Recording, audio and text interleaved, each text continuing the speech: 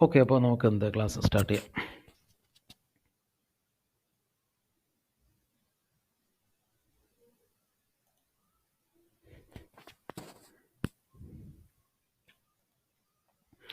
കഴിഞ്ഞ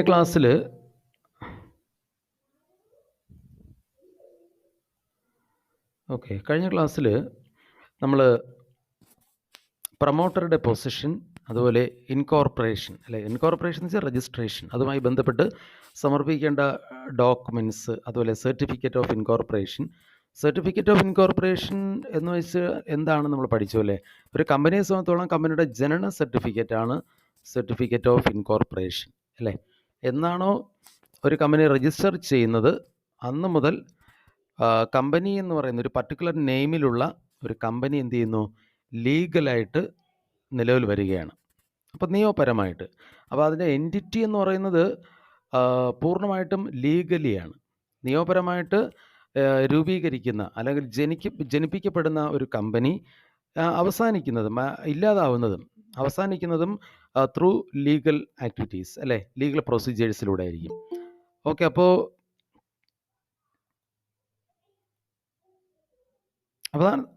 അതാണ് നമ്മൾ കഴിഞ്ഞ ക്ലാസ്സിൽ പഠിച്ചത്, സർട്ടിഫിക്കറ്റ് ഓഫ് ഇൻകോർപ്പറേഷൻ.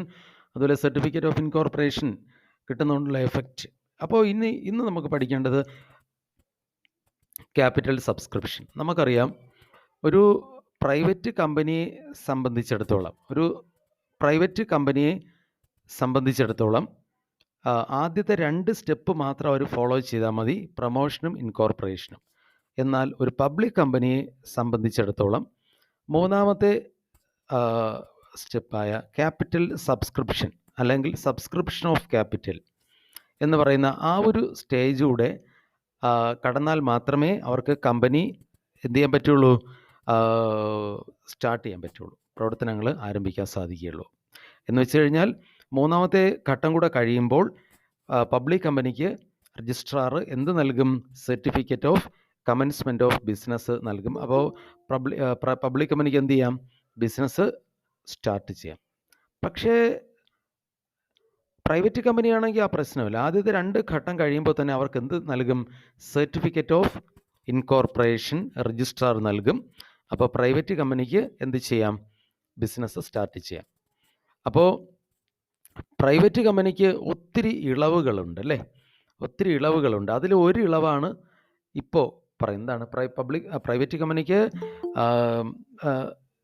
പ്രൊമോഷനും ഇൻകോർപ്പറേഷനും 2 ഘട്ടങ്ങൾ കഴിഞ്ഞാൽ തന്നെ എന്ത് ചെയ്യാം, ബിസിനസ് സ്റ്റാർട്ട് ചെയ്യാം. അതേസമയം ഒരു പബ്ലിക് കമ്പനിക്കാണെങ്കിൽ ഒരു ഘട്ടം കൂടെ കഴിഞ്ഞാൽ മാത്രമേ ബിസിനസ് സ്റ്റാർട്ട് ചെയ്യാൻ സാധിക്കുകയുള്ളൂ. അത് മൂന്നാമത്തേത് ക്യാപിറ്റൽ സബ്സ്ക്രിപ്ഷൻ ഓഫ് ക്യാപിറ്റൽ. എന്താണ് സബ്സ്ക്രിപ്ഷൻ ഓഫ് ക്യാപിറ്റൽ?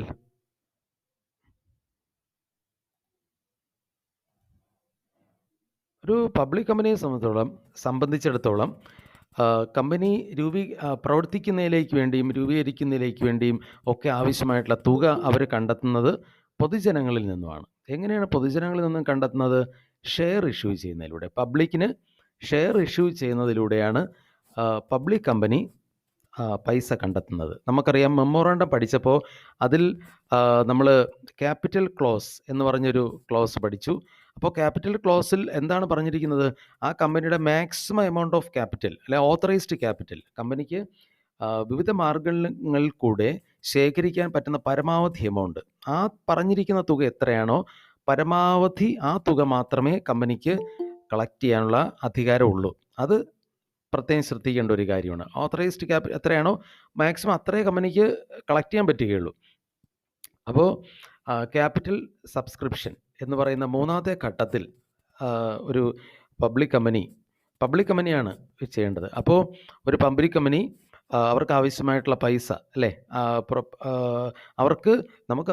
നമുക്കറിയാം, ഒരു കമ്പനിക്ക് ഒത്തിരി പണം ആവശ്യമാണ് അല്ലേ. എന്തിനാണ്? അവർക്ക് ദൈനംദിന പ്രവർത്തനം നടത്തുവാനും അതുപോലെ മെറ്റീരിയൽസും മെഷീൻസും ഇതൊക്കെ അങ്ങനെ ഒത്തിരി പൈസ ആവശ്യമാണ്. ഈ പൈസ അവർ കണ്ടെത്തുന്നത് സാധാരണഗതിയിൽ പബ്ലിക്കിന് ഷെയറും ഡിബെഞ്ചറൊക്കെ ഇഷ്യൂ ചെയ്തതിലൂടെയാണ് അവരെന്ത് ചെയ്യുന്നത്, കണ്ടെത്തുന്നത്. ഓക്കെ,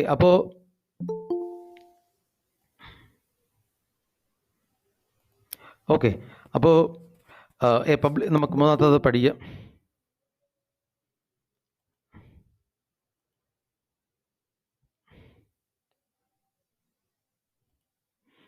ഓക്കെ, അപ്പോൾ a public company can raise funds from the public by issuing shares and debentures. ഒരു പബ്ലിക് കമ്പനിക്ക് പൊതുജനങ്ങളിൽ നിന്നും ഷെയറുകളും ഡിബെഞ്ചറുകളും ഇഷ്യൂ ചെയ്യുന്നതിലൂടെ പണം ശേഖരിക്കുവാൻ സാധിക്കും. എന്താണ് ഷെയർ, എന്താണ് ഡിബെഞ്ചർ? അപ്പോൾ അതിനെക്കുറിച്ചൊക്കെ നമ്മൾ പിന്നീട് വിശദമായിട്ട് പഠിക്കുമെങ്കിൽ ഞാൻ ജസ്റ്റ് ഒന്ന് പറഞ്ഞുതരാം. ഷെയർ എന്ന് വെച്ചാൽ ഒരു കമ്പനിയുടെ മൊത്തം മൂലധനം എന്ന് വെച്ചാൽ അവർ കളക്ട് ചെയ്യാൻ ഉദ്ദേശിക്കുന്ന ടോട്ടൽ ക്യാപിറ്റൽ അതിനെ ഒരു നിശ്ചിത വിലയുള്ള കുറേ ഭാഗങ്ങളായിട്ട് എന്ത് ചെയ്യുന്നു, അതിനെ ഡിവൈഡ് ചെയ്യുന്നു. ഉദാഹരണത്തിന് 1,00,000 രൂപയാണെങ്കിൽ അതിനെ 1000 രൂപ വിലയുള്ള 100 ഭാഗങ്ങളായിട്ട്. ഒരു ഭാഗം എന്ന് പറയുന്നത് ഒരു ഷെയറാണ്.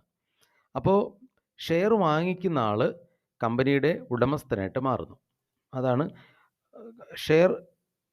Share holders are the owners. Share means share തന്നെ പ്രിഫറൻസ് ഷെയർ ഉണ്ട്, ഇക്വിറ്റി ഷെയർ ഉണ്ട്. അതിൽ ഇക്വിറ്റി ഷെയർ വാങ്ങിക്കുന്നവരാണ് കമ്പനിയുടെ ഓണേഴ്സായിട്ട് മാറുന്നത്. ഓക്കെ, അപ്പോൾ നമ്മൾ പിന്നീട് വിശദമായിട്ട് പഠിക്കും.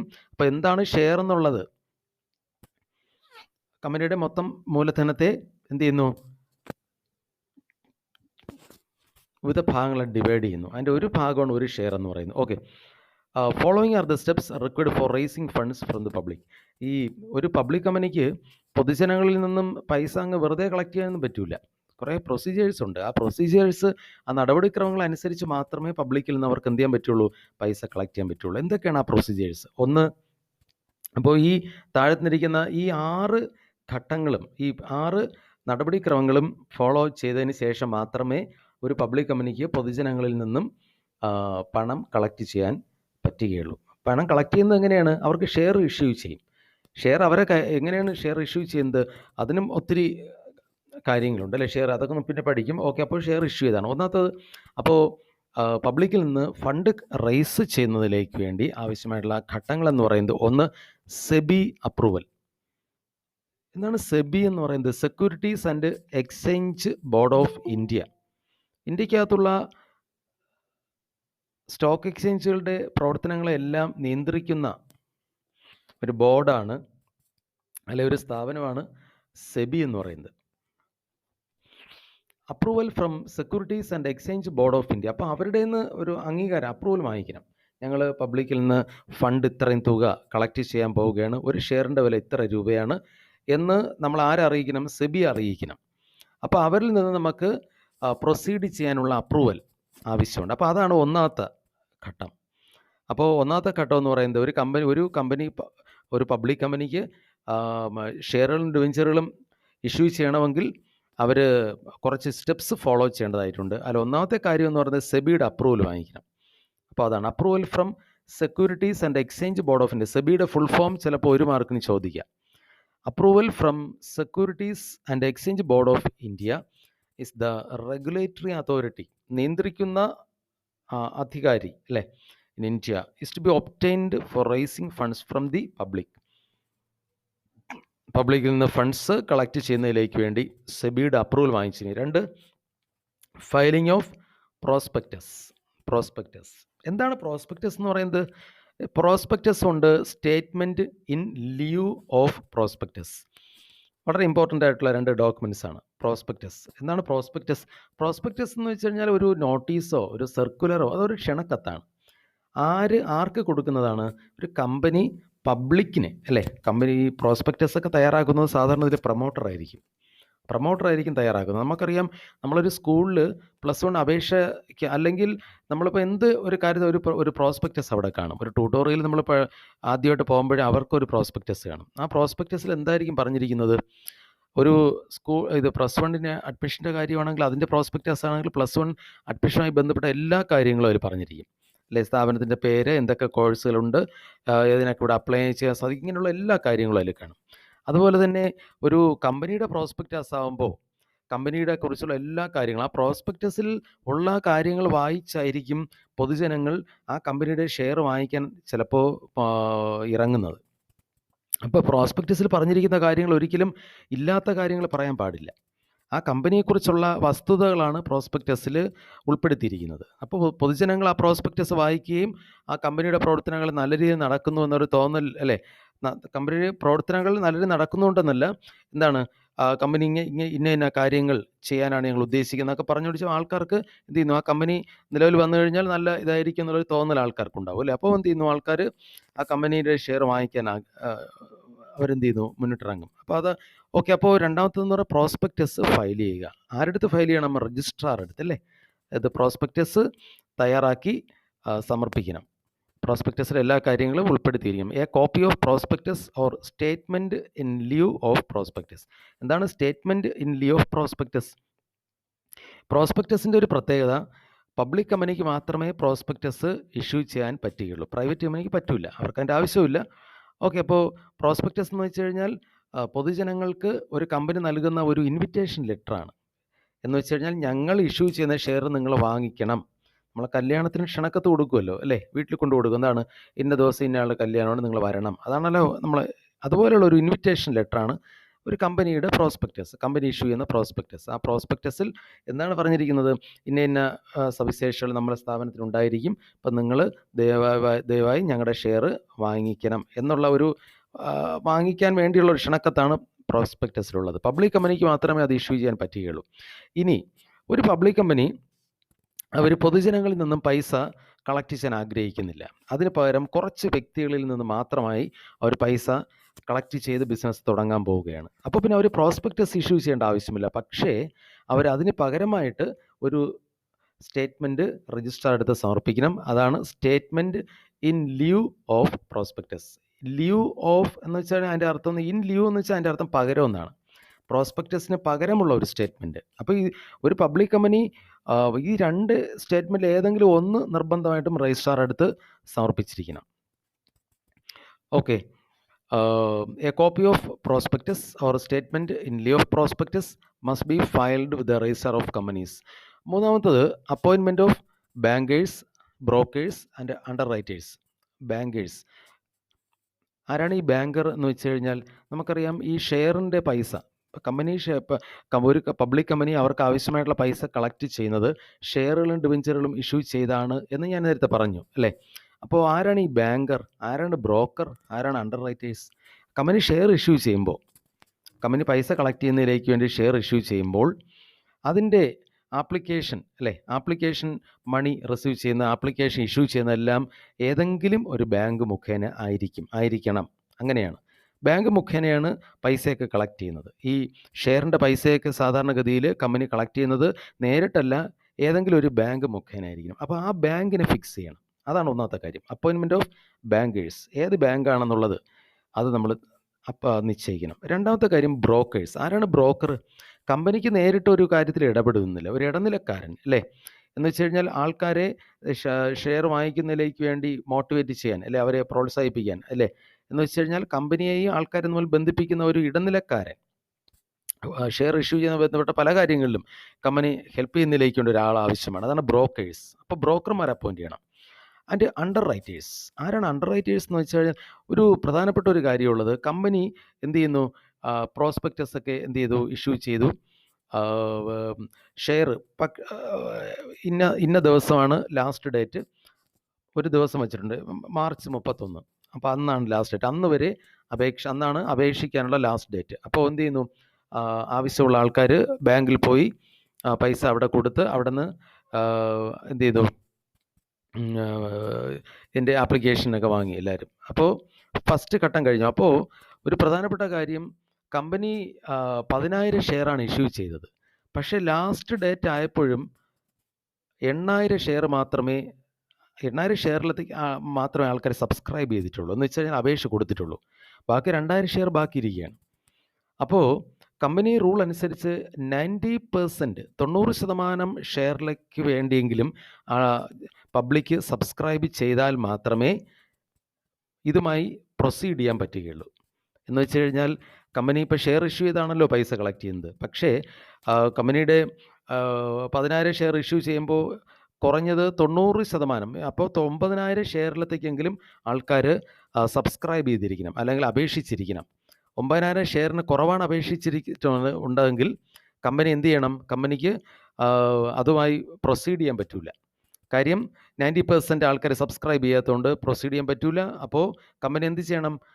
അത് അത്രയും അപ്ലൈ ചെയ്ത ആൾക്കാരുടെ പൈസയൊക്കെ കമ്പനി തിരിച്ചു കൊടുക്കണം, ആപ്ലിക്കേഷൻ മണിയെല്ലാം. എന്നിട്ട് എല്ലാം ക്ലോസ് ചെയ്യണം. കമ്പനിക്ക് അവരുടെ ബിസിനസ് തുടങ്ങാൻ പറ്റില്ല. ഇങ്ങനെയുള്ള ഒരു സന്ദർഭത്തിൽ കമ്പനിയെ ഹെൽപ്പ് ചെയ്യാൻ വേണ്ടി വരുന്ന ആൾക്കാരാണ് അണ്ടർ റൈറ്റേഴ്സ്. അണ്ടർ റൈറ്റേഴ്സ് എന്ത് ചെയ്യും ഇങ്ങനെയുള്ള സന്ദർഭത്തിൽ? കമ്പനിക്ക് മിനിമം സബ്സ്ക്രിപ്ഷൻ, അല്ലേ? മിനിമം സബ്സ്ക്രിപ്ഷൻ എന്ന് വെച്ച് കഴിഞ്ഞാൽ എന്താണ്? കമ്പനിക്ക് ഷെയർ ഇഷ്യൂ ചെയ്യാൻ ബന്ധപ്പെട്ട കാര്യം പ്രൊസീഡ് ചെയ്യണമെങ്കിൽ മിനിമം ഷെയർ ആൾക്കാർ സബ്സ്ക്രൈബ് ചെയ്തിരിക്കണം, അല്ലേ? അതാണ് മിനിമം സബ്സ്ക്രിപ്ഷൻ എന്ന് പറയുന്നത്. അപ്പോൾ അത് മിനിമം സബ്സ്ക്രിപ്ഷൻ അത് അവൈലബിൾ അല്ലെങ്കിൽ കമ്പനിയെ ഹെൽപ്പ് ചെയ്യുന്നതിലേക്ക് വേണ്ടി വരുന്നവരാണ് അണ്ടർ റൈറ്റേഴ്സ് എന്ന് പറയാം. അപ്പോൾ അണ്ടർ റൈറ്റേഴ്സ് എന്താണ് ചെയ്യുന്നത്? ആ ഡിഫറൻസ് എത്രയാണെന്നുള്ളത്, അല്ലേ? ഇപ്പോൾ ഉദാഹരണത്തിന് 9,000 മിനിമം വേണ്ടത്, പക്ഷേ ഇപ്പം ഒരു 7,000 ഷെയറിലത്തേക്ക് മാത്രമേ സബ്സ്ക്രൈബ് ചെയ്തിട്ടുള്ളൂ. അങ്ങനെയാണെങ്കിൽ 2,000 ഷെയർ കൂടെ സബ്സ്ക്രൈബ് ചെയ്താൽ മാത്രമേ കമ്പനിക്ക് ഇതുമായി ബന്ധപ്പെട്ട് പ്രൊസീഡ് ചെയ്യാൻ പറ്റുള്ളൂ. അപ്പോൾ അണ്ടർ റൈറ്റേഴ്സ് എന്ത് ചെയ്യും? അണ്ടർ റൈറ്റേഴ്സ് കമ്പനിക്ക് ഉറപ്പ് കൊടുക്കുക, അത്രയും ഷെയർ ഞങ്ങൾ വാങ്ങിച്ചോളാം. എന്താണ്? 2,000 ഷെയർ.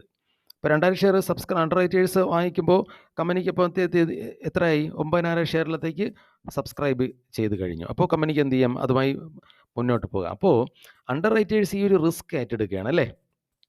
അപ്പോൾ അതിന് അണ്ടർ റൈറ്റേഴ്സിന് കമ്പനി എന്ത് കൊടുക്കും? കമ്മീഷൻ കൊടുക്കും.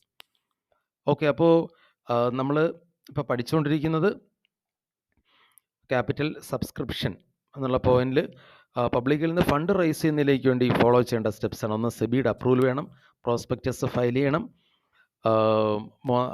ബ്രോക്കേഴ്സ്, ബാങ്കേഴ്സ്, അണ്ടർ റൈറ്റേഴ്സ് എന്നിവരെയൊക്കെ അപ്പോയിൻറ്റ് ചെയ്യുക.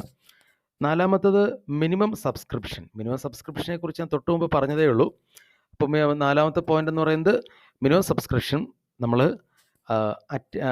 അറ്റൈൻ ചെയ്തിരിക്കണം. In order to prevent companies from commence business with inadequate resources. ഇതാണ് റിസോഴ്സസ് കൊണ്ട് ഉദ്ദേശിക്കുന്നത് ഫണ്ടിൻ്റെ അപര്യാപ്തത കാരണം ബിസിനസ് ആരംഭിക്കുന്നതിൽ നിന്നും ബിസിനസ് കമ്പനികളെ തടയുന്നത് ഒഴിവാക്കുന്നതിലേക്ക് വേണ്ടി it has been provided that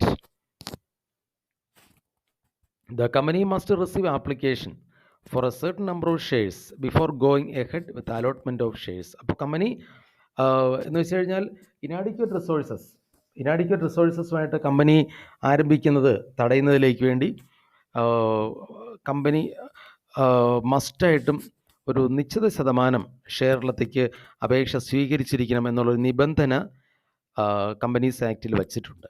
എന്ന് വെച്ച് കഴിഞ്ഞാൽ ഒരു കമ്പനി ഇപ്പോൾ 10 ലക്ഷം രൂപ ആയിരുന്നു അവർ ക്യാപിറ്റൽ ഇട്ടുന്നത്.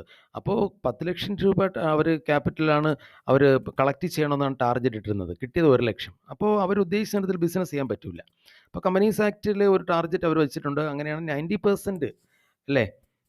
അവർക്ക് മിനിമം 90% ഓഫ് ദ അവർ ഇഷ്യൂ എത്ര ഷെയറാണോ ഇഷ്യൂ ചെയ്യുന്നത് അതിൻ്റെ 90% എങ്കിലും അവർ സബ്സ്ക്രിപ്ഷൻ പൊതുജനങ്ങളിൽ നിന്ന് അപേക്ഷ കിട്ടിയാൽ മാത്രമേ അവർക്ക് മുന്നോട്ട് പ്രൊസീഡ് ചെയ്യാൻ പറ്റുള്ളൂ എന്നൊരു നിബന്ധന കമ്പനീസ് ആക്ട് വെച്ചിട്ടുണ്ട്. അപ്പോൾ ഈ 4-മത്തെ പോയിന്റിൽ പറയുന്നത് കമ്പനി മസ്റ്റായിട്ടും ഷെയറിൻ്റെ ഒരു മിനിമം നമ്പർ ഓഫ് ഷെയർസിന് ആപ്ലിക്കേഷൻ റിസീവ് ചെയ്തിരിക്കണം. അപ്പോൾ ഇതിനെയാണ് മിനിമം സബ്സ്ക്രിപ്ഷൻ എന്ന് പറയുന്നത്. എന്ന് വെച്ച് കഴിഞ്ഞാൽ അപര്യാപ്തമായ വിഭവങ്ങളുമായി ഒരു ബിസിനസ് ഒരു കമ്പനി ബിസിനസ് ആരംഭിക്കുന്നത് തടയുന്നതിലേക്ക് വേണ്ടി കമ്പനി എന്ത് ചെയ്യുന്നു? കമ്പനി മസ്റ്റായിട്ടും ഒരു നിശ്ചിത എണ്ണം ഷെയറിന് അപേക്ഷ സ്വീകരിച്ചിരിക്കണം എന്നൊരു നിബന്ധന കമ്പനീസ് ആക്ട് വെച്ചിട്ടുണ്ട്. ഇതിനാണ് മിനിമം സബ്സ്ക്രിപ്ഷൻ എന്ന് പറയുന്നത്. The limit of minimum subscription is 90% of the size of the issue. അപ്പോൾ ഇത് ടോട്ടൽ എത്ര ഷെയറാണ് ഇഷ്യൂ ചെയ്തത് അതിൻ്റെ 90% ആണ് മിനിമം സബ്സ്ക്രിപ്ഷൻ്റെ ലിമിറ്റ് എന്ന് പറയുന്നത്. ഓക്കെ, അപ്പോൾ അതും കഴിഞ്ഞു. അപ്പോൾ അതും സക്സസ്ഫുള്ളായിട്ട് ഓക്കെ ആയി. ഇനി അടുത്ത് ആപ്ലിക്കേഷൻ ടു സ്റ്റോക്ക് എക്സ്ചേഞ്ച്. എന്താണ് സ്റ്റോക്ക് എക്സ്ചേഞ്ച് എന്ന് പറയുന്നത്? ഷെയറുകൾ, അല്ലേ? ഷെയറുകളും ഡിബെഞ്ചറുകളും ഡീൽ ചെയ്യുന്നതിനുള്ള അല്ലെങ്കിൽ വാങ്ങുകയും വിൽക്കുകയും ചെയ്യുന്നതിനുള്ളൊരു ഏജൻറ്റ് അല്ലെങ്കിൽ ഒരു സ്ഥാപനമാണ് സ്റ്റോക്ക് എക്സ്ചേഞ്ച് എന്ന് പറയുന്നത്. സ്റ്റോക്ക് എക്സ്ചേഞ്ച് മുഖേന മാത്രമേ ഷെയറുകളുടെ കൈമാറ്റം നമുക്ക് നടത്താൻ സാധിക്കുകയുള്ളൂ. അപ്പോൾ മസ്റ്റായിട്ട് നമ്മൾ നമ്മുടെ സമീപ പ്രദേശത്തുള്ള ഒരു സ്റ്റോക്ക് എക്സ്ചേഞ്ച് കുറഞ്ഞത് ഒരു സ്റ്റോക്ക് എക്സ്ചേഞ്ചിൻ്റെ എങ്കിലും പെർമിഷൻ, അല്ലേ? ഇതാണ് നമ്മുടെ ഷെയറും ഡിബെഞ്ചറും ഡീൽ ചെയ്യുന്നതിനുള്ളത്. എന്ന് വെച്ചാൽ നമ്മുടെ കമ്പനിയുടെ ഷെയറുകളും ഡിബഞ്ചറുകളും അവർ മുഖേന ഡീൽ ചെയ്യുന്നതിനുള്ള പെർമിഷൻ അവരിൽ നിന്ന് നമ്മൾ വാങ്ങിക്കണം. അപ്പോൾ അതിലേക്ക് വേണ്ടി ഒരു അപേക്ഷ അവർക്ക് കൊടുക്കണം. ഞങ്ങൾ ഇത്രയും ഷെയർ ഇഷ്യൂ ചെയ്യാൻ പോവുകയാണ്, അപ്പോൾ അതിനുള്ള സഹായങ്ങൾ ചെയ്തു തരണം എന്ന് പറഞ്ഞുകൊണ്ട് നമ്മൾ സ്റ്റോക്ക് എക്സ്ചേഞ്ചിനൊരു അപേക്ഷ കൊടുക്കണം. അപ്പോൾ company must give an application to at least one stock exchange for permission to deal in its shares or debentures. അവരുടെ ഷെയറുകളോ ഡിബഞ്ചറുകളോ കൈകാര്യം ചെയ്യാനുള്ള പെർമിഷൻ അല്ലേ കിട്ടുന്നതിലേക്ക് വേണ്ടി സ്റ്റോക്ക് എക്സ്ചേഞ്ചിന് അപേക്ഷ കൊടുക്കണം. If permission is not received within 10 weeks from the date of closure of ഈ ഇവരുടെ ഈ ലിസ്റ്റ് ക്ലോസ് ചെയ്യുന്നതിന് 10 ദിവസം മുമ്പ് സ്റ്റോക്ക് എക്സ്ചേഞ്ചിന് പെർമിഷൻ കിട്ടിയില്ലെങ്കിൽ the allotment shall become void. Allotment എന്ത് ചെയ്തു നടത്താൻ സാധ്യത അസാധുവാകും. And all money received from applicants must be returned. അല്ലേ, സ്റ്റോക്ക് എക്സ്ചേഞ്ചിൽ നിന്ന് പെർമിഷൻ കിട്ടിയില്ലെങ്കിൽ നമുക്ക് എന്ത് ചെയ്യാൻ പറ്റില്ല, പൈസ ഈ ഷെയർ ഇഷ്യൂമായി ബന്ധപ്പെട്ട് പ്രൊസീഡ് ചെയ്യാൻ പറ്റില്ല. അങ്ങനെയാണെങ്കിലും എല്ലാവരുടെ നിന്ന് റിസീവ് ചെയ്ത പൈസ നമ്മൾ 8 ദിവസത്തിന് എന്ത് ചെയ്യണം, തിരിച്ചു കൊടുക്കണം. ആൾക്കാർക്ക് അവരുടെ പൈസ തിരിച്ചു കൊടുക്കണം. കാര്യം നമുക്ക് സ്റ്റോക്ക് എക്സ്ചേഞ്ചിൽ നിന്ന് പെർമിഷൻ കിട്ടിയില്ല. ഓക്കെ, ഇനി സ്റ്റോക്ക് എക്സ്ചേഞ്ചിന് നമ്മൾ അപേക്ഷ കൊടുത്തു, അവരിൽ നിന്ന് പെർമിഷനും കിട്ടി. അങ്ങനെയാണെങ്കിൽ നമുക്ക് എന്ത് ചെയ്യാം? ഇനി അടുത്ത ഘട്ടം എന്ന് പറയുന്നത് അലോട്ട്മെൻറ്റ് ഓഫ് ഷെയർസ്. ഷെയറിൻ്റെ അലോട്ട്മെൻറ്റ്. എന്താണ് ഷെയറിൻ്റെ അലോട്ട്മെൻറ്റ് എന്ന് പറഞ്ഞാൽ? ഷെയറിൻ്റെ അലോട്ട്മെൻറ്റ് ഷെയറിൻ്റെ ഇഷ്യൂ. ഷെയർ ആർക്കാണ് ഇഷ്യൂ ചെയ്യുന്നത്? പബ്ലിക്കിന് അല്ലേ. ഇപ്പോൾ ലാസ്റ്റ് ഘട്ടം എന്ന് പറയുന്നത് allotment of shares. Allotment of shares means issue of shares to the applicants on the base of application submitted by them. Allotment of ഷെയറിൻ്റെ അലോട്ട്മെൻറ്റ് കൊണ്ട് ഉദ്ദേശിക്കുന്നത് ആപ്ലിക്കൻസിന് ഷെയർ ഇഷ്യൂ ചെയ്യുക. അവർ നൽകിയിട്ടുള്ള അപേക്ഷയുടെ അടിസ്ഥാനത്തിൽ. ഞാൻ നേരത്തെ പറഞ്ഞു, ഒരു കമ്പനി ഷെയർ ഇഷ്യൂ ചെയ്ത് പൈസ കളക്ട് ചെയ്യുന്നത് പല ഗഡുക്കളായിട്ടാണ്.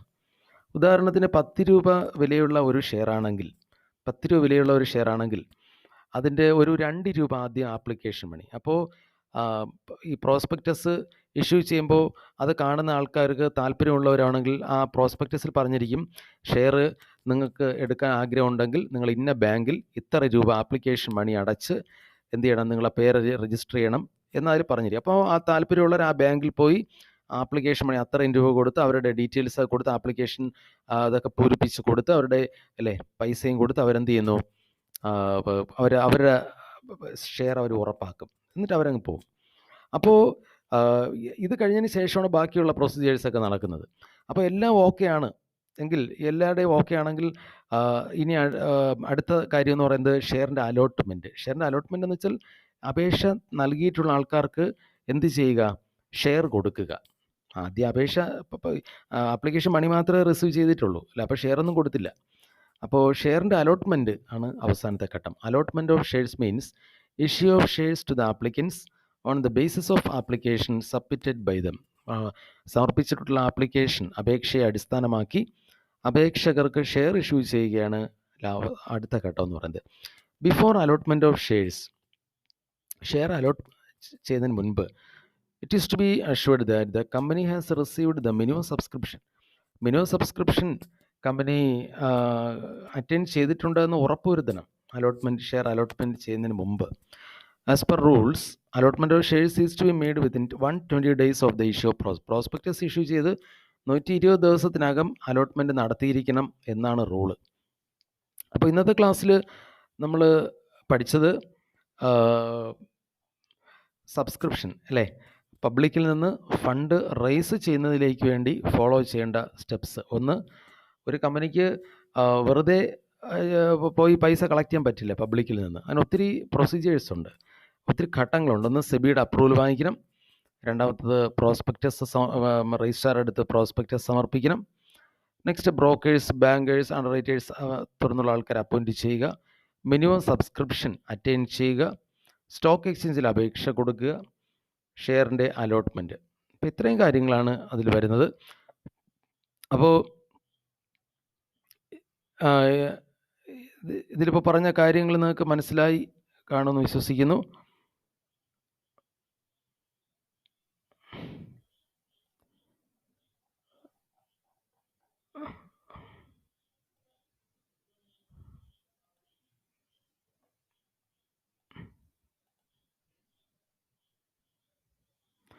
ഓക്കെ, അപ്പോൾ ഇതിൽ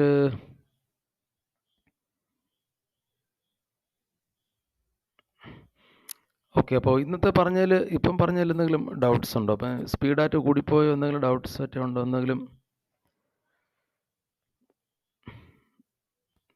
ഓക്കെ. അപ്പം നമ്മുടെ ഒരു കമ്പനിയുമായിട്ട് ബന്ധപ്പെട്ട് നമ്മൾ എപ്പോഴും ശ്രദ്ധിക്കേണ്ട ഒരു കാര്യം, ഏറ്റവും പ്രധാനപ്പെട്ട 2 ഡോക്യുമെൻറ്റ്സ് ആണ് ഒരു കമ്പനിയെ സംബന്ധിച്ചുള്ളത്. അത് നമ്മൾ നേരത്തെ പഠിച്ചു കഴിഞ്ഞു. മെമ്മോറാണ്ടം ഓഫ് അസോസിയേഷനും ആർട്ടിക്കിൾസ് ഓഫ് അസോസിയേഷൻ, ഇത് രണ്ടുമാണ് ഏറ്റവും ഇമ്പോർട്ടൻറ്റ്. ഇപ്പോൾ മെമ്മോറാണ്ടം ഓഫ് അസോസിയേഷൻ്റെ കാര്യം പറഞ്ഞപ്പോൾ, അതുപോലെ പരീക്ഷയിൽ ചോദിക്കുമ്പോഴും ഈ മെമ്മോറാണ്ടം ആർട്ടിക്കിൾസും വളരെ ഇമ്പോർട്ടൻ്റ് ആണ്. അവ തമ്മിലുള്ള ഡിഫറൻസ് ഒക്കെ വളരെ ഇമ്പോർട്ടൻ്റ് ആണ്. അപ്പോൾ അതിൽ വേറെ ഇതൊന്നുമില്ല. എന്ന് വെച്ചാൽ വളരെ ഇമ്പോർട്ടൻ്റ് ആയിട്ടുള്ള ഒരു ടോപ്പിക്കാണ് ഈ memorandum association.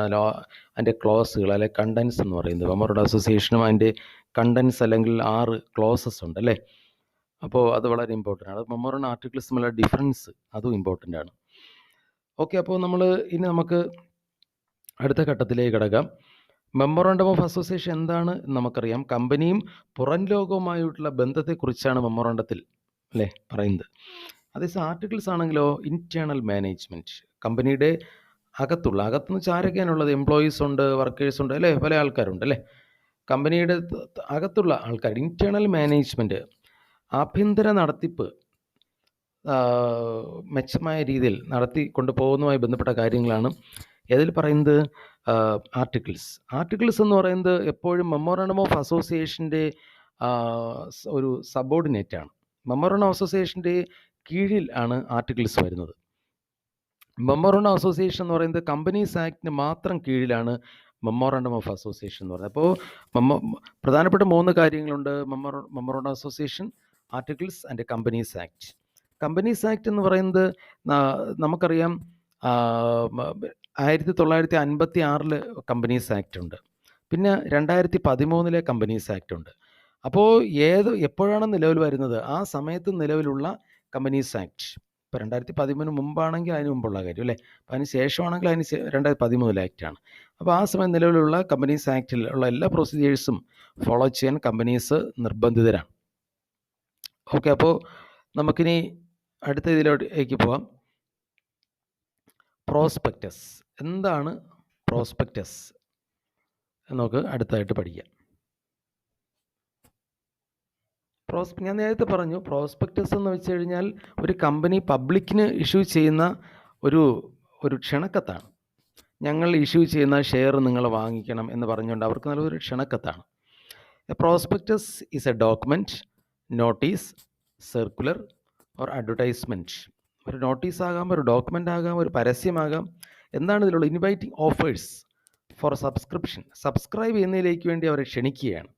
Or purchase of any shares, അല്ലെങ്കിൽ കമ്പനിയുടെ ഷെയറുകൾ പർച്ചേസ് ചെയ്യുന്നതിലേക്ക് വേണ്ടിയാണ് അവർ ഇൻവൈറ്റ് ചെയ്യുന്നത്. Or debentures of a company from the public, പൊതുജനങ്ങളിൽ നിന്നും ഷെയറുകളും ഡിവെഞ്ചറുകളും എന്ന് വെച്ചാൽ ഒരു കമ്പനി പൊതുജനങ്ങളെ ക്ഷണിക്കുകയാണ് ഈ കമ്പനി ഇഷ്യൂ ചെയ്യുന്ന ഷെയറുകളും ഡിവെഞ്ചറുകളും വാങ്ങിക്കുന്നതിലേക്ക് വേണ്ടി. അപ്പോൾ അതിലേക്ക് വേണ്ടി ഒരു കമ്പനി ഇഷ്യൂ ചെയ്യുന്ന ഒരു നോട്ടീസോ സർക്കുലറോ ഒരു അഡ്വർടൈസ്മെൻറ്റോ ആണ് ഒരു പ്രോസ്പെക്ടസ് എന്ന് പറയുന്നത്. The prospectus contains detailed information of the company. ഒരു കമ്പനിയെക്കുറിച്ചുള്ള എല്ലാ വിവരങ്ങളും ഏതിലുണ്ടായിരിക്കും? പ്രോസ്പെക്ടസിലുണ്ടായിരിക്കും. ആ പ്രോസ്പെക്ടസ് വായിച്ചിട്ടായിരിക്കും ആൾക്കാർ കമ്പനിയുടെ ഷെയർ വാങ്ങിക്കുന്നത്. Including past history if any, present position and future prospects. എല്ലാ കാര്യങ്ങളും, കമ്പനിയെക്കുറിച്ചുള്ള എല്ലാ കാര്യങ്ങളും ആ പ്രോസ്പെക്ടസിൽ ഉണ്ടായിരിക്കും. A public limited company limited by shares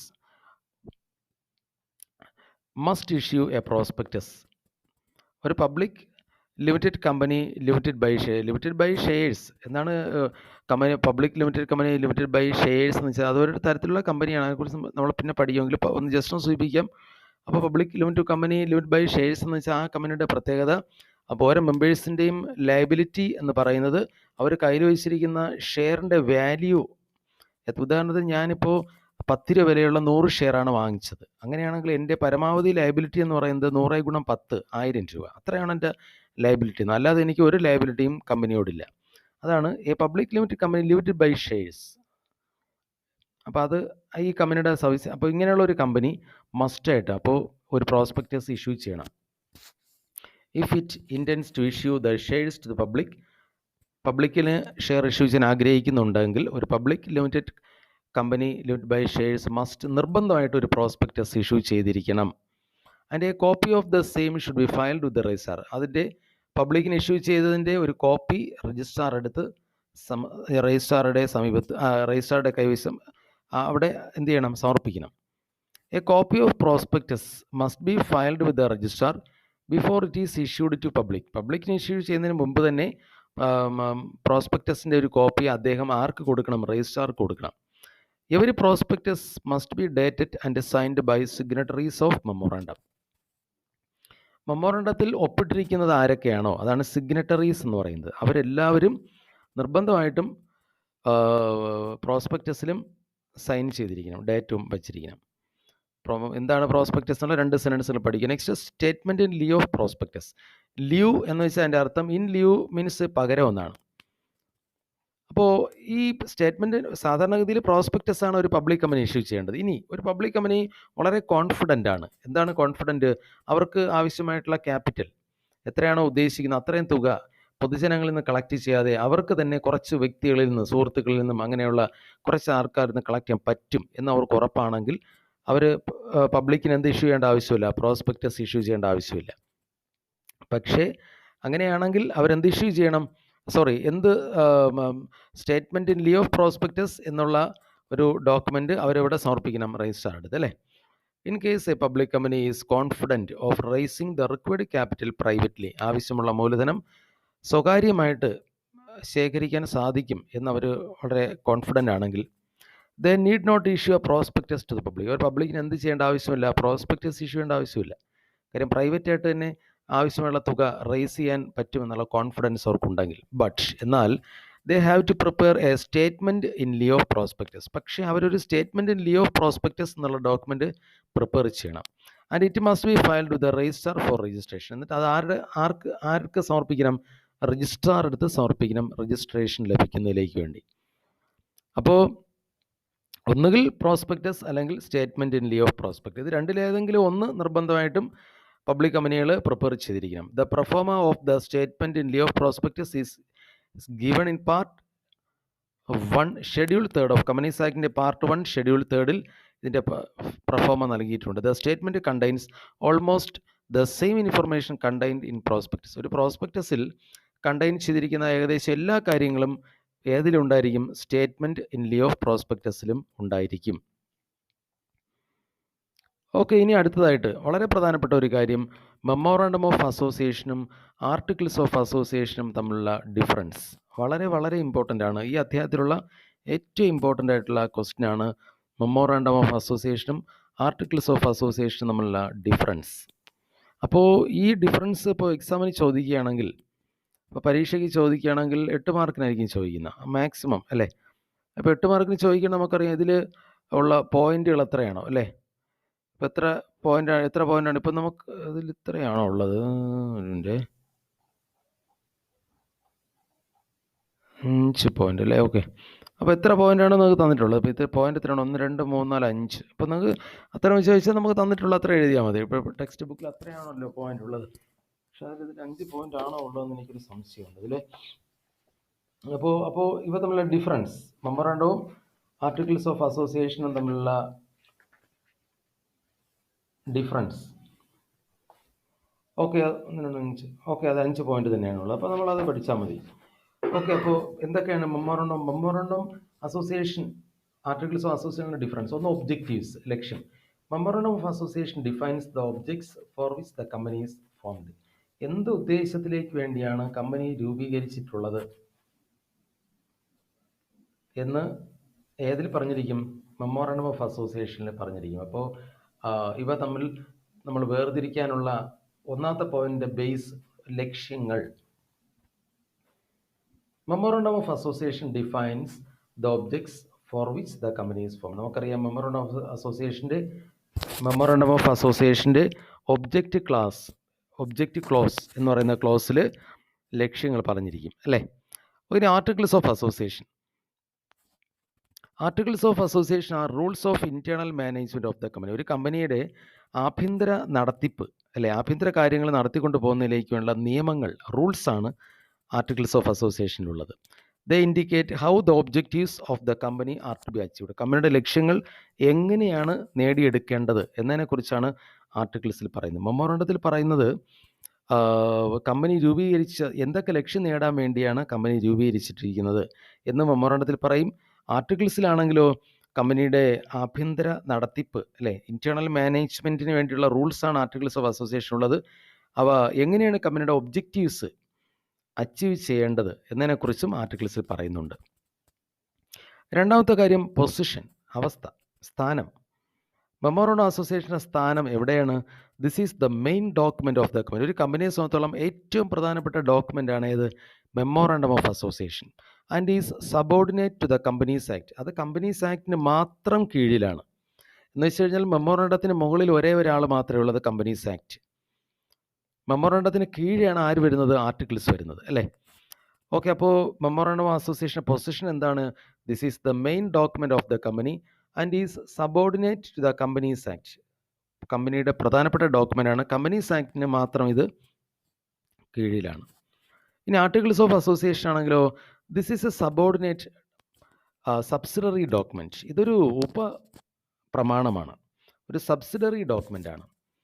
and ഈ subordinate to both the memorandum of association and the companies. ഇത് മെമ്മോറാണ്ടം ഓഫ് അസോസിയേഷനും കമ്പനീസ് ആക്ടിനും കീഴിലാണ് ഇത് വരുന്നത്. ഡിഫറൻസുകൾ ഇപ്പോൾ തന്നെ പഠിക്കുക.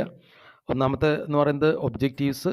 മെമ്മോറാണ്ടം ഓഫ് അസോസിയേഷനിൽ നിന്ന് പറഞ്ഞിരിക്കുന്നത് ഏത് ലക്ഷ്യം നേടാൻ വേണ്ടിയാണ് കമ്പനി രൂപീകരിച്ചിരിക്കുന്നതെന്ന്. ആർട്ടിക്കിൾസ് ഓഫ് അസോസിയേഷനിൽ ആർട്ടിക്കിൾസ് ഓഫ് അസോസിയേഷൻ കമ്പനിയുടെ ഇൻറ്റേർണൽ മാനേജ്മെൻറ്റിന് വേണ്ടിയുള്ള റൂൾസാണ് ആർട്ടിക്കിൾസ് ഓഫ് അസോസിയേഷൻ. അതുപോലെ എങ്ങനെ കമ്പനിയുടെ ലക്ഷ്യം നേടിയെടുക്കാം എന്നും ആർട്ടിക്കിൾസിൽ പറയുന്നുണ്ട്. രണ്ടാമത്തെ സ്ഥാനം. മെമ്മോറാണ്ടം ഓഫ് അസോസിയേഷൻ എന്ന് പറയുന്നത് ഒരു കമ്പനിയെ സംബന്ധിച്ചോളം മെയിൻ ഡോക്യുമെൻ്റ് ആണ്. അത് കമ്പനീസ് ആക്ടിന് മാത്രം സബോർഡിനേറ്റ് ആണ്.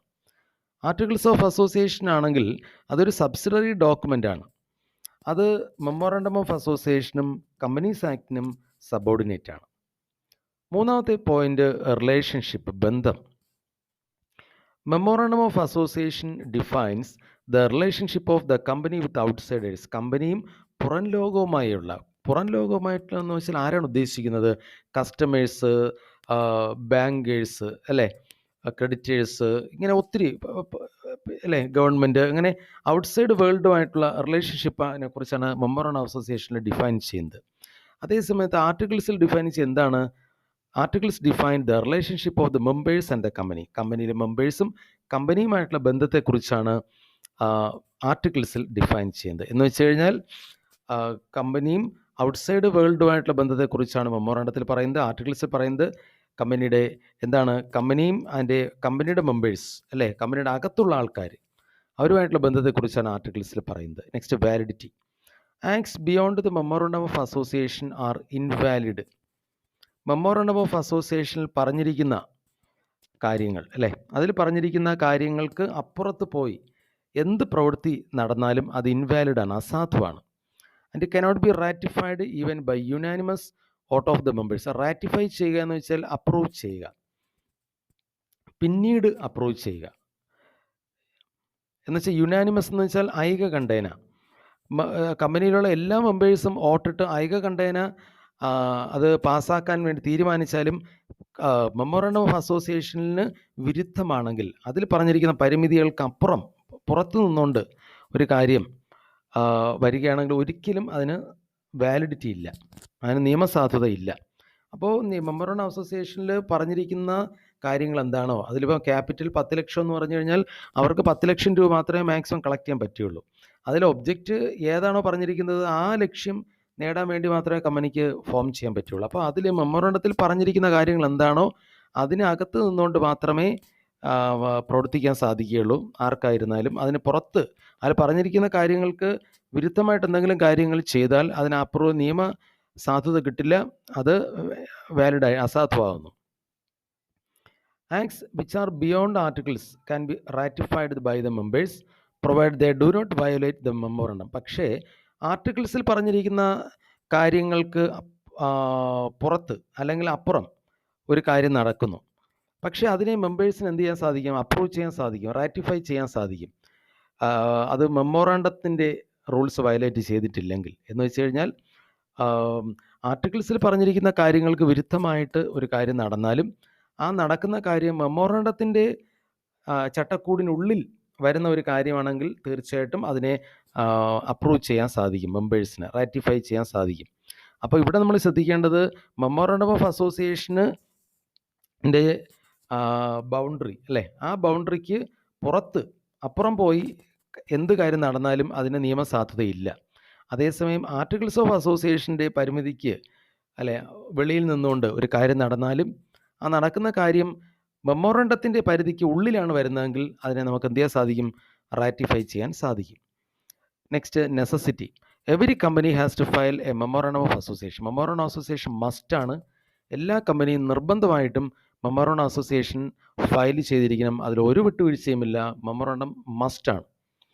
അതേസമയത്ത് ആർട്ടിക്കിൾസ് ഓഫ് അസോസിയേഷൻ്റെ കേസാണെങ്കിലോ, it is not necessary for a public limited company to file articles of association.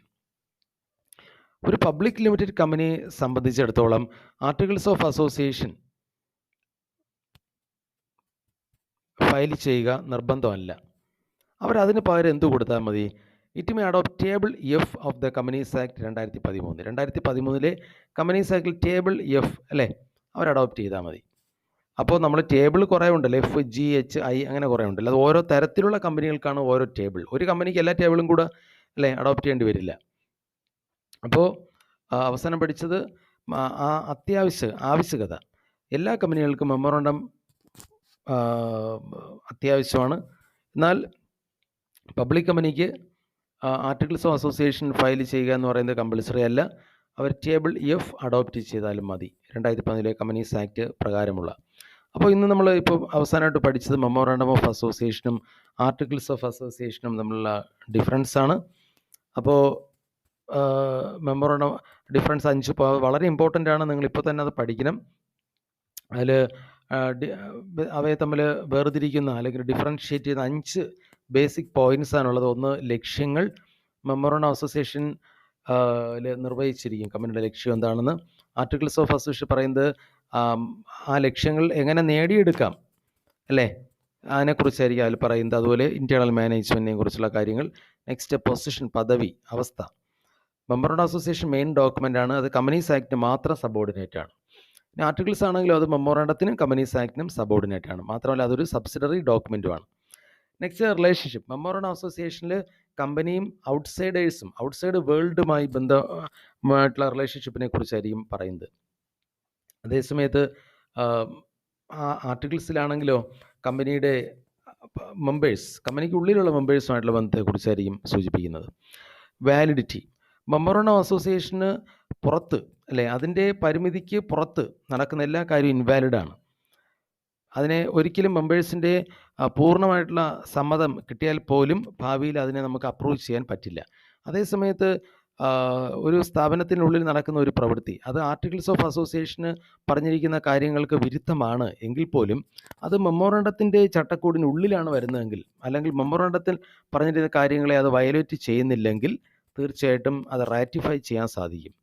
പിന്നീട് അവസാനത്തെ പോയിന്റ്, നെസസിറ്റി.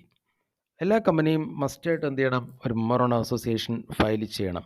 പക്ഷേ പബ്ലിക് ലിമിറ്റഡ് കമ്പനിയെ സംബന്ധിച്ചോളം ആർട്ടിക്കിൾസ് ഓഫ് അസോസിയേഷൻ കമ്പൾസറി അല്ല. അപ്പോൾ മെമ്മോറാണ്ടം എല്ലാവർക്കും കമ്പൾസറിയാണ്. പക്ഷേ ഒരു പബ്ലിക് ലിമിറ്റഡ് കമ്പനിക്ക് ആർട്ടിക്കിൾസ് കമ്പൾസറി അല്ല. അവർ ടേബിൾ എഫ് അഡോപ്റ്റ് ചെയ്താലും മതി. അപ്പോൾ അതുകൊണ്ട് കമ്പനികൾ വളരെയധികം ശ്രദ്ധിക്കണം അല്ലേ. എന്ന് വെച്ചാൽ ഈ 5 പോയിൻ്റ്, ഇപ്പം അവസാനമായിട്ട് പറഞ്ഞ 5 പോയിൻ്റ് വളരെ ഇമ്പോർട്ടൻ്റ് ആണ്. അപ്പോൾ ഇതിൽ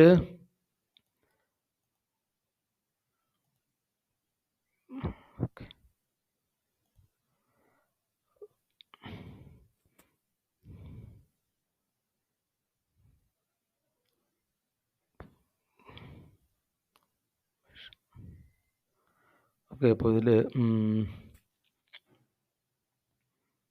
എൻ്റെ പവർ പോയിൻ്റിലൂടെ ഞാനത് സ്ക്രീനിലിട്ടിരുന്നതാണ്, അത് കാണാനില്ലേ ഇപ്പോൾ. ഓക്കെ, പവർ പോയിൻ്റ് അതുകൂടെ ഒന്ന് കാണിച്ചു തരാം. അപ്പോൾ നമ്മൾ ഇന്ന് പഠിപ്പിച്ച അതോട്ടുള്ള പവർ പോയിൻ്റ് ഞാൻ കാണിച്ചു തരാം. ഇൻകോർപ്പറേഷനൊക്കെ കഴിഞ്ഞ ക്ലാസ്സിൽ ഞാൻ ക്യാപിറ്റൽ സബ്സ്ക്രിപ്ഷൻ. ഒരു പബ്ലിക് കമ്പനിക്ക് a public company can raise funds from the public. ഒരു പബ്ലിക് കമ്പനി അവരുടെ ബിസിനസ് ആരംഭിക്കുന്നതിലേക്ക് വേണ്ടി ആവശ്യമുള്ള പണം കളക്ട് ചെയ്യുന്നത് ഷെയറുകളും ഡിബെഞ്ചറുകളും ഇഷ്യൂ ചെയ്യുന്നതിലൂടെയാണ്. ഷെയർ ഇഷ്യൂ ചെയ്ത് കളക്ട് ചെയ്യുന്ന തുകയെ നമ്മൾ share capital, the amount collected through the issue of shares is called share capital. അതിനെ ഷെയർ ക്യാപിറ്റൽ എന്നാണ് വിളിക്കുന്നത്. അപ്പോൾ പബ്ലിക്കിൽ നിന്ന് ഫണ്ട് കളക്ട് ചെയ്യണമെങ്കിൽ അല്ലേ, procedure for raising funds from the പബ്ലിക്കിൽ നിന്ന് ഫണ്ട് ശേഖരിക്കണമെങ്കിൽ എന്തൊക്കെ പ്രൊസീജിയേഴ്സ് ഒരു പബ്ലിക് കമ്പനി ഫോളോ ചെയ്യണം? ഒന്ന്, സെബിയുടെ അപ്രൂവൽ വാങ്ങിയിരിക്കണം അല്ലേ. സെബി എന്ന് പറയുന്നത് securities and exchange board of India, സെബിയുടെ അംഗീകാരം വാങ്ങിയിരിക്കണം. രണ്ടാമത്തത് പ്രോസ്പെക്ടസ് ഫയൽ ചെയ്യണം. പ്രോസ്പെക്ടസ് അല്ലെങ്കിൽ statement in lieu of prospectus, ഇത് രണ്ടിലേതെങ്കിലും ഒന്ന് എന്ത് ചെയ്യണം? ഫയൽ ചെയ്യണം. Next, brokers, bankers, underwriters, ഇവരെയൊക്കെ എന്ത് ചെയ്യുക? അപ്പോയിൻറ്റ് ചെയ്യുക. കാര്യം ഇവരെ എല്ലാവരെയും കമ്പനിക്ക് ഒരു തരത്തിലോ മറ്റു തരത്തിൽ ആവശ്യമുള്ളതാണ്. അപ്പോൾ ഇവിടെ നോക്കുക, bankers collect the application money from the public. Banker എന്താണ് ചെയ്യുന്നത്? പബ്ലിക്കിൽ നിന്ന് ആപ്ലിക്കേഷൻ മണി കളക്ട് ചെയ്യുന്നു. ബ്രോക്കേഴ്സ് എന്താണ് ചെയ്യുന്നത്?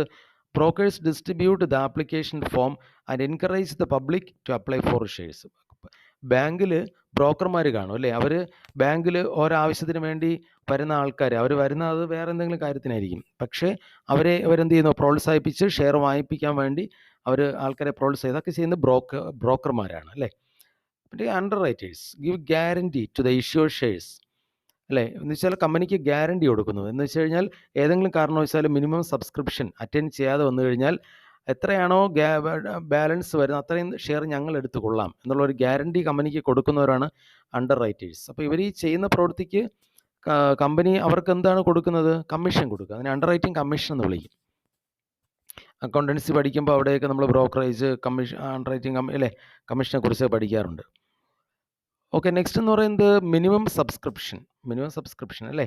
ഒരു കമ്പനി മൊത്തം ഇഷ്യൂ ചെയ്യുന്ന ഷെയറിൻ്റെ 90% എങ്കിലും പബ്ലിക് സബ്സ്ക്രൈബ് ചെയ്തിരിക്കണം അല്ലേ. സബ്സ്ക്രൈബ് ചെയ്തില്ലെങ്കിൽ ഒരു നിശ്ചിത ഡേറ്റ് ചെയ്തില്ലെങ്കിൽ അത് അത്രയും, എത്ര ഉദാഹരണത്തിന് ഇപ്പോൾ 10,000 ഷെയറാണ് കമ്പനി ഇഷ്യൂ ചെയ്തിട്ടുള്ളത്, അതിൽ മിനിമം 9,000 ആൾക്കാർ പബ്ലിക് സബ്സ്ക്രൈബ് ചെയ്തിരിക്കണം, എന്ന് വെച്ചാൽ അപേക്ഷിച്ചിരിക്കണം.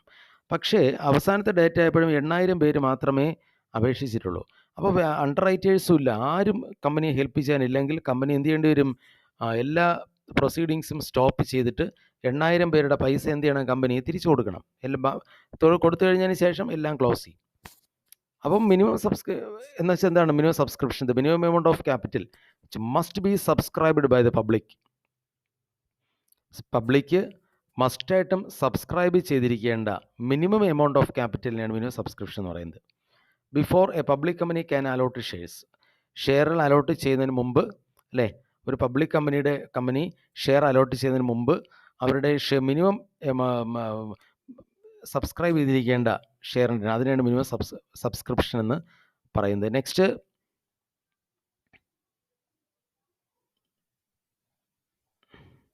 ആപ്ലിക്കേഷൻ, സ്റ്റോക്ക് എക്സ്ചേഞ്ചിന് അപേക്ഷ കൊടുക്കണം അല്ലേ. ഞങ്ങൾക്ക് നമ്മുടെ ഷെയറിൻ്റെ വെഞ്ചറുകളും ഡീൽ ചെയ്യാനുള്ള പെർമിഷൻ തരണമെന്ന് പറഞ്ഞുകൊണ്ട്. നെക്സ്റ്റ്, ലാസ്റ്റ്, ഇതെല്ലാം ഓക്കെ ആണെങ്കിൽ നമുക്ക് എന്ത് ചെയ്യാം? ഷെയറിൻ്റെ അലോട്ട്മെൻറ്റുമായിട്ട് പ്രൊസീഡ് ചെയ്യാം.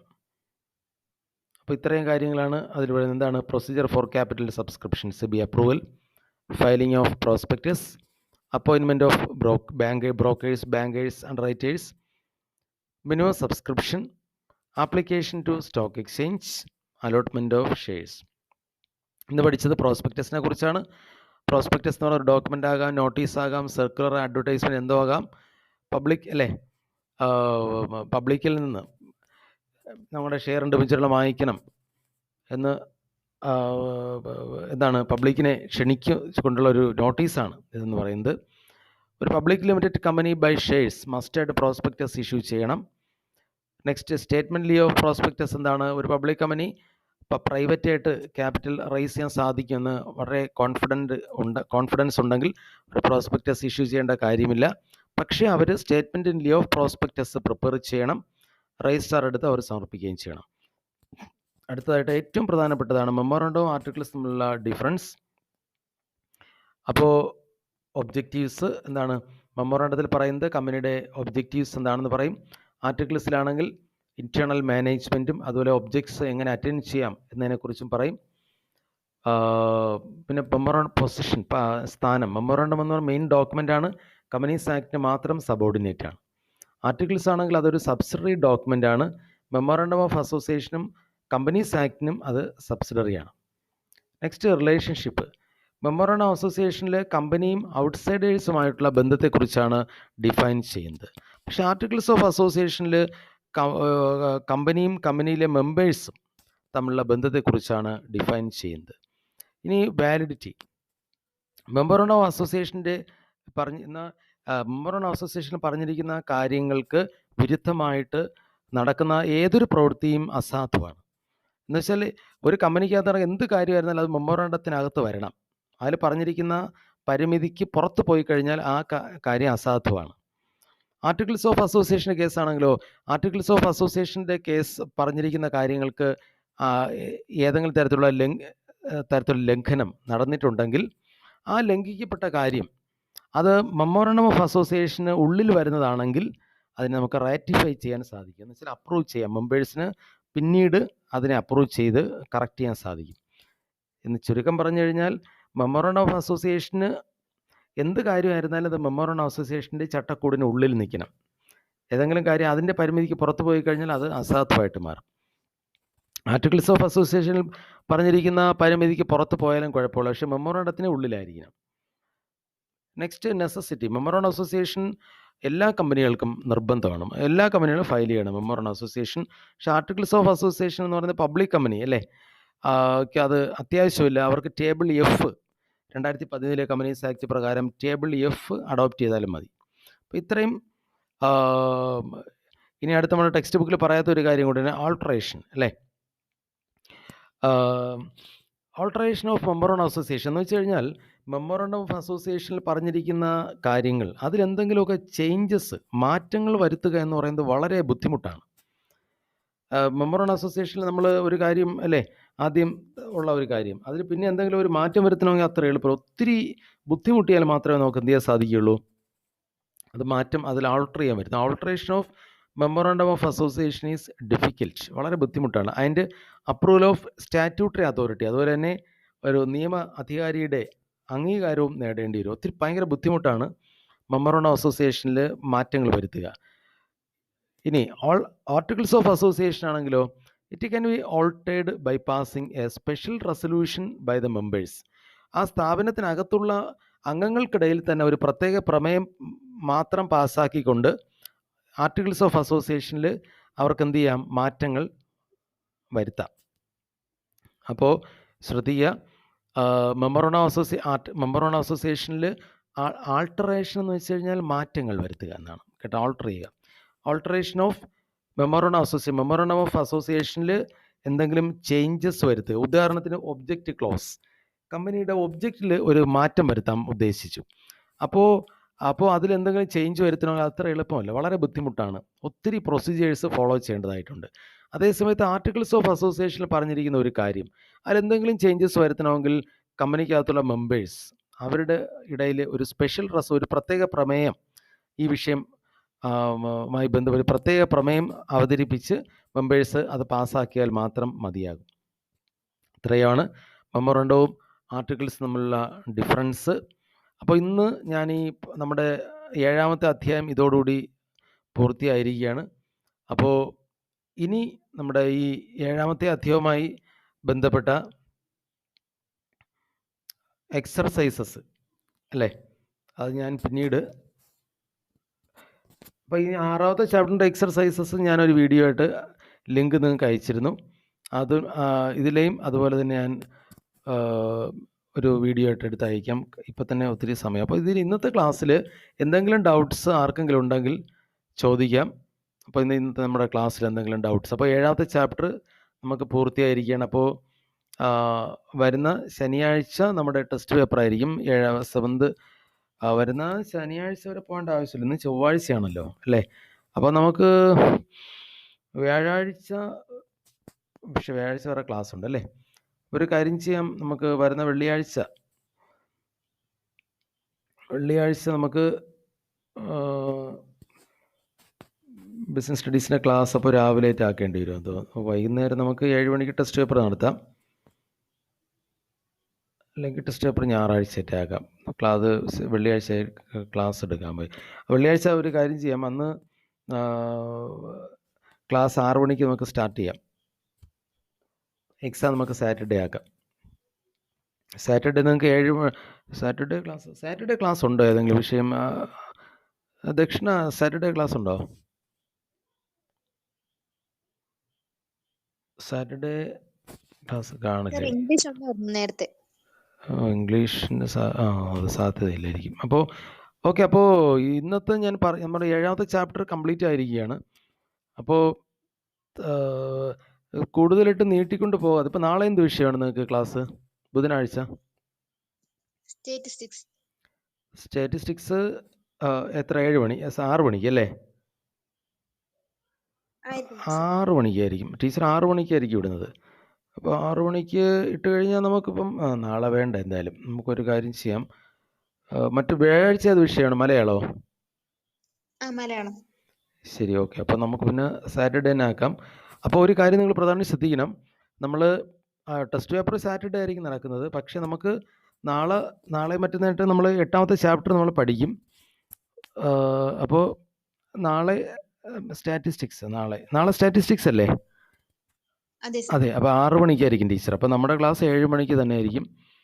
അപ്പോൾ നിങ്ങൾ പ്രധാനമായിട്ട് ശ്രദ്ധിക്കേണ്ട, എനിക്ക് നിങ്ങളുടെ അടുത്ത് പറയാനുള്ള ഒരു കാര്യം, ഗൂഗിൾ മീറ്റിൻ്റെ ക്ലാസ്സിൽ ഇത് ഏത് വിഷയത്തിൻ്റെ ക്ലാസ് ആയിരുന്നാലും നിങ്ങൾ അറ്റൻഡ് ചെയ്യുമ്പോൾ നിങ്ങൾ ഫോർമലായിട്ട്, ഇപ്പോൾ സ്കൂളിൽ നിങ്ങൾ ക്ലാസ്സിന് അറ്റൻഡ് ചെയ്തിരുന്നുവെങ്കിൽ, സ്കൂളിലിപ്പോൾ നിങ്ങൾ ക്ലാസ്സിന് അറ്റൻഡ് ചെയ്തിരുന്നുവെങ്കിൽ നിങ്ങൾ ഏത് തരത്തിൽ നിങ്ങൾ ഡ്രസ്സ് ധരിച്ച് നിങ്ങൾ സ്കൂളിൽ വരുമായിരുന്നോ ആ ഒരു രീതിയിൽ വേണം നിങ്ങൾ ക്ലാസ്സിന് അറ്റൻഡ് ചെയ്യാൻ. അല്ലാതെ വീട്ടിൽ നിൽക്കുന്ന ഡ്രസ്സിൽ നിങ്ങൾ അവിടെ എവിടെയെങ്കിലും പോയിരുന്ന് നിങ്ങളുടെ മൊബൈലും എടുത്ത് വെച്ച് അങ്ങനെ ഒരിക്കലും ഇരിക്കരുത്. നമ്മൾക്കിപ്പോൾ ഈ കുട്ടികളുടെ അസൗകര്യം നോക്കിയാണ് നമ്മൾ ക്ലാസ് വൈകുന്നേരം ആക്കിയത്. പക്ഷെ നിങ്ങൾ ഇരിക്കുമ്പോൾ കുളിച്ച് വൃത്തിയായി നല്ല ഡ്രസ്സ്, സ്കൂളിൽ പോകുന്ന ഡ്രസ്സും നിർബന്ധമായി ആ ഡ്രസ്സ് തന്നെ ഇട്ട് നിങ്ങൾ എന്ത് ചെയ്യണം? ഈ ക്ലാസ്സിൽ അറ്റൻഡ് ചെയ്യണം. എന്തുകൊണ്ടാണ് അങ്ങനെ പറയുന്നതെന്ന് വെച്ചാൽ, എങ്കിൽ മാത്രമേ ക്ലാസ്സിന് ആ ഒരു സീരിയസ്നെസ് നിങ്ങൾ കൊടുക്കുകയുള്ളൂ. അതാണ് അതിൻ്റെ ഒരു സൈക്കോളജിക്കൽ ആസ്പെക്റ്റ്. അതുകൊണ്ട് തന്നെ എല്ലാ കുട്ടികളും ആ രീതിയിൽ ക്ലാസ്സിൽ അറ്റൻഡ് ചെയ്യണം. അല്ലാതെ വളരെ കാഷ്വലായിട്ട്, നമുക്കറിയാം എക്സാമൊക്കെ ഇപ്പോൾ വരും. ഈ കൊറോണയും ഇതൊക്കെ എന്ന് വെച്ചാൽ കുറച്ച് കാലം കഴിയുമ്പോൾ ഇതൊക്കെ അങ്ങ് പോകും അല്ലേ? പക്ഷെ നമ്മുടെ എക്സാമിൻ്റെ റിസൾട്ട് എന്ന് പറഞ്ഞാൽ നമ്മുടെ ലൈഫ് ലോങ് ആണ് അല്ലേ? നമ്മൾ ജീവിച്ചിടത്തോളം കാലം അതിൻ്റെ റിസൾട്ട് എന്ന് പറയുന്നത് നമ്മളെ സംബന്ധിച്ചിടത്തോളം വളരെ ഇമ്പോർട്ടൻ്റ് ആണ്. അതുകൊണ്ട് ഈ ദിവസങ്ങൾ വളരെയധികം പ്രശ്നങ്ങളും ബുദ്ധിമുട്ടൊക്കെ ഉണ്ട്. പക്ഷെ അതൊരു മറയായിട്ട് നമ്മൾ എടുക്കാൻ പാടില്ല.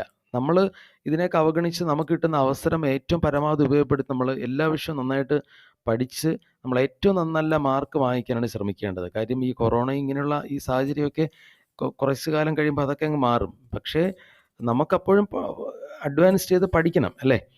അപ്പോൾ അതുകൊണ്ട് ഏറ്റവും നല്ല മാർക്ക് വാങ്ങിക്കുന്നതിലേക്ക് വേണ്ടി അധ്യാപകർ അയച്ചു തരുന്ന നോട്ട്സും മറ്റു കാര്യങ്ങളും കൃത്യമായിട്ട് എഴുതിയെടുക്കുക. അസൈൻമെൻറ്റുകൾ നിങ്ങൾ കൃത്യമായിട്ട് ഫോളോ ചെയ്യുക. പറയുന്ന കാര്യങ്ങൾ കൃത്യമായിട്ട് നിങ്ങൾ ആ ക്ലാസ്സിനൊക്കെ അറ്റൻഡ് ചെയ്യുക. ക്ലാസ്സിനൊക്കെ അറ്റൻഡ് ചെയ്യാത്തപ്പോൾ ഒത്തിരി കുട്ടികൾ അറ്റൻഡ് ചെയ്യുന്നില്ല. അപ്പോൾ നമുക്കത് ആരൊക്കെ അറ്റൻഡ് ചെയ്യുന്നില്ല എന്ന് നമുക്കത് കൃത്യമായിട്ട് അറിയാം അല്ലേ? ഓക്കെ, അപ്പോൾ അത് ബാക്കി നമുക്ക് അടുത്ത ക്ലാസ്, ഇന്നത്തെ ക്ലാസ് എന്തെങ്കിലും ഡൗട്ട്സ് ഉണ്ടോ? എന്തെങ്കിലും ഡൗട്ട്സ് ഉണ്ടോ ഇന്നത്തെ ക്ലാസ്സിൽ?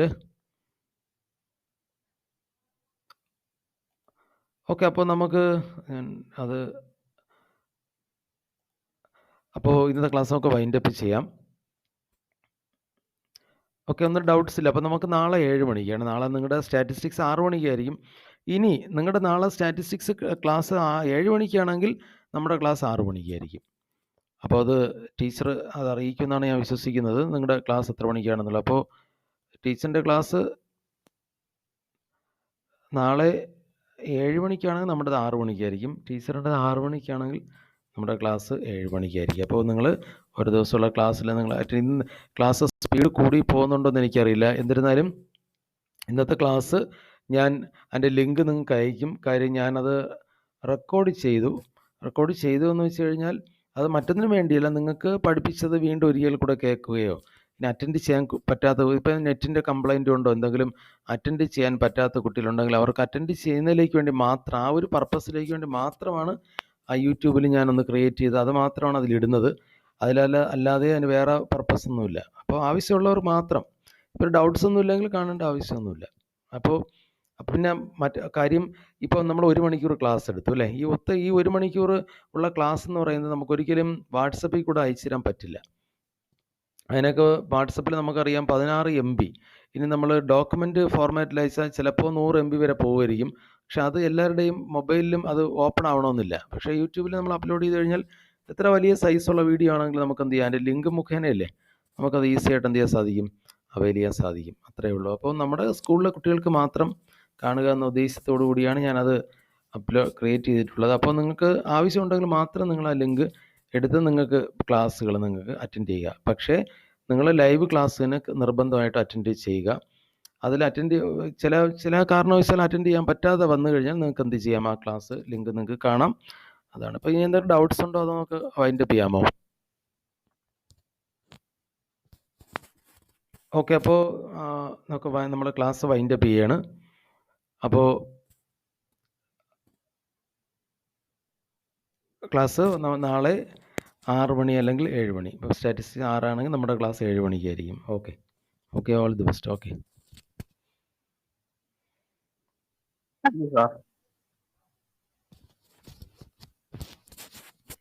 നിങ്ങൾ ലെഫ്റ്റ് ചെയ്തോളണം എല്ലാവരും.